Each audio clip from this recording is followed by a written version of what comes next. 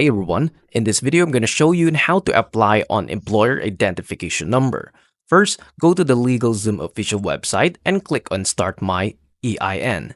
Now, they're going to ask you 3 questions. Click on Create a new business workspace if you already have an existing one.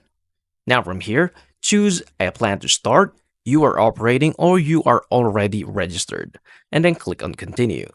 Input the business name, state where the location of your business, and click Continue.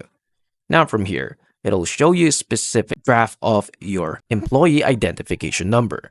Now, all you need to do is to fill the missing information from this, starting from the documents, legal, bookmarks, virtual mail, trademark, and patent.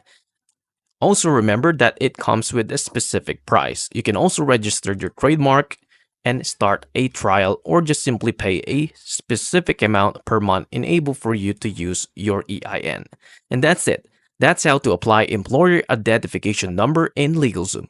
If you find this video helpful, please like, subscribe, and I'll see you into the next one. Thank you for watching.